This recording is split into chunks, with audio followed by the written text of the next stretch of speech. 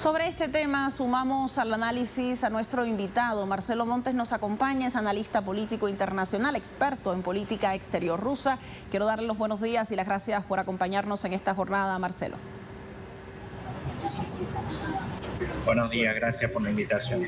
A usted las gracias. Le lanzo la primera consulta, tiene que ver justamente con las palabras del presidente Vladimir Putin, quien afirmaba que las Fuerzas Armadas rusas garantizaron la estabilidad del país, pero además también evitaron una guerra civil, protegiendo a cada uno de los ciudadanos y los frentes. Estratégicamente hablando, me gustaría consultarle en su consideración cuáles son aquellas fortalezas de la defensa rusa que han permitido lograr esta respuesta directa al presidente, pero además evitar que se propague esta intención de hacer estallar el país. ¿Cuáles son esas fortalezas que caracterizan en este momento la defensa rusa?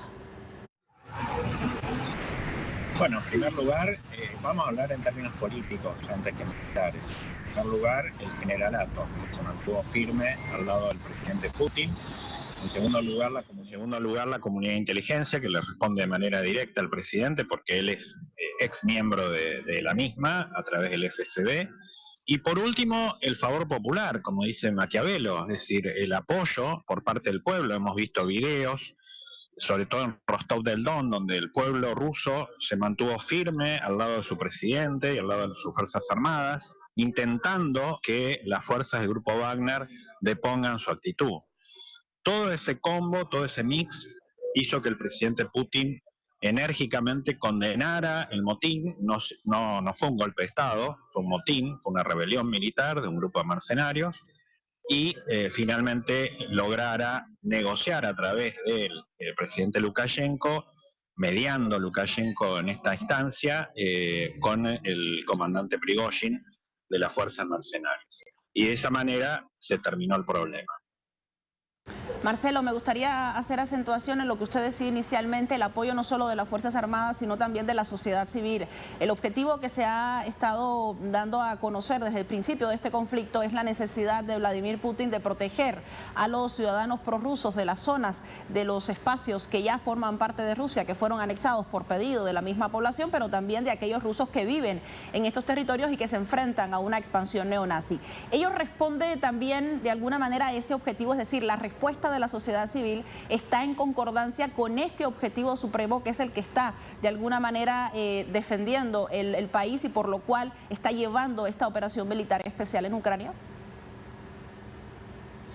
Ese ha sido el objetivo central desde el vamos. La ambición de Putin no tiene que ver ni con ocupar Kiev, ni ocupar Ucrania en su totalidad, ni desatar una tercera guerra mundial, como se dice o se mienten, sobre todo en los medios occidentales, sino básicamente la que tú dices, proteger a los ciudadanos civiles que han estado lidiando en una guerra civil con el ejército ucraniano durante 8 años y que fueron abandonados a su suerte. Hubo 13.000, 14.000 muertos a lo largo de esa guerra civil y lo único que ha hecho la operación militar especial es tratar de restablecer el orden, ocupando con tropas rusas toda esa parte del sudeste y evitando que se la contraataque desde el oeste, desde el centro de Ucrania.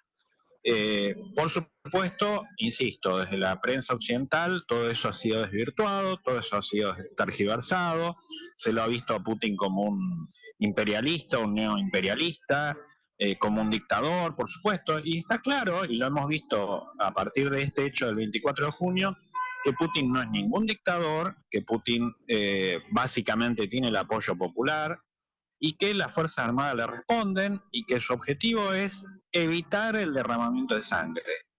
Y con ese objetivo central se ha evitado justamente que el grupo de Prigozhin pueda imponerse.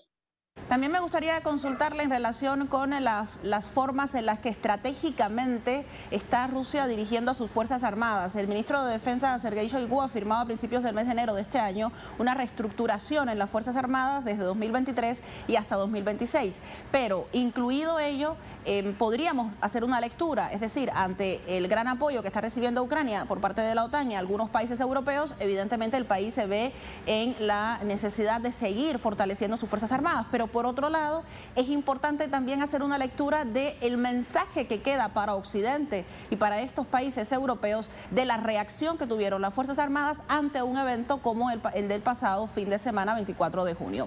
En su lectura, ambos hechos que tienen relación sin duda, pero que se profundiza aún más con las respuestas de las Fuerzas Armadas ante este intento de motín. ¿Cuál es el mensaje en su consideración que se lanza al mundo en el caso de la respuesta de las Fuerzas Armadas rusas?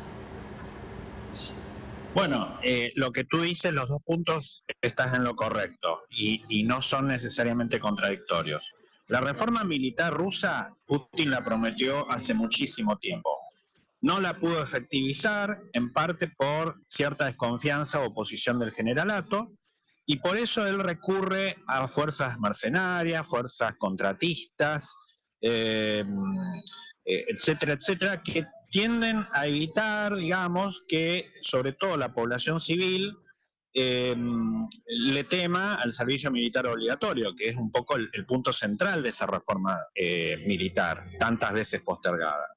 Lamentablemente Putin no ha podido avanzar con esa reforma y por eso recurre a estos instrumentos. Ahora, por el otro lado, como tú dices, lo que ha pasado el 24 de junio empuja al país y empuja al generalato ya que tiene ahora el ejército el papel central en la guerra contra Ucrania, ya no el grupo Wagner, obviamente empuja al generalato a realizar esa reforma militar, esa profesionalización, que es imperiosa, que es necesaria si Rusia pretende realmente vencer a las tropas de la OTAN, porque detrás de Ucrania claramente están las tropas de la OTAN. Entonces, realmente lo que ha ocurrido el 24 de junio impone a los generales, impone a Shoigu, impone a Gerasimov la necesidad de hacer esa reforma, sine qua non y urgente, para precisamente desnivelar o desequilibrar a favor de Rusia la guerra. Finalmente, Marcelo, le quiero consultar en relación con las decisiones tomadas luego del 24 de junio, luego de que fuera desactivado este motín. Uno de los puntos tenía que ver con la posibilidad de que aquellos que formaran parte del grupo Wagner y que no habían participado de este motín y quisieran unirse al Ministerio de Defensa ruso, lo podían hacer. ¿En qué sentido estamos también leyendo esta decisión? Es decir, yo puedo también trabajar con aquellos que en algún momento estuvieron indecisos en continuar con esta operación militar especial. ¿Cuál es la lectura que usted hace sobre esta decisión del gobierno ruso? Claramente, los 50.000 hombres del grupo Wagner, en la mitad permanece con Prigozhin en Bielorrusia, a la espera de, bueno, eventualmente otro indulto de Putin para volver a la guerra. Y otros 25.000 sí han vuelto a sus puestos de combate y claramente a Putin no le conviene tener mercenarios que operen el día de mañana para Occidente. Por lo tanto va a tratar de apaciguar los ánimos, dejar pasar el tiempo, por un lado con Prigozhin, no necesariamente con su figura, que está muy dañada, la confianza del presidente Putin, pero sí con algunos de sus hombres.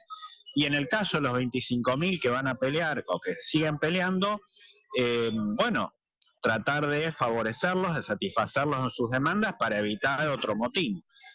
Ahora, de nuevo, yo insisto con esto, aquí el papel central de la guerra no la tienen que tener los mercenarios, porque es un arma de doble filo, ya está comprobado, sino básicamente el ejército ruso. Y este es un llamado a que el ministro Shoigu ponga toda su energía en fortalecer y modernizar el ejército ruso. A lo contrario, volverán a suceder casos o situaciones como las que hemos vivido.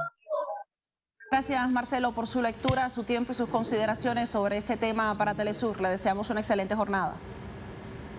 Gracias. Hasta la próxima.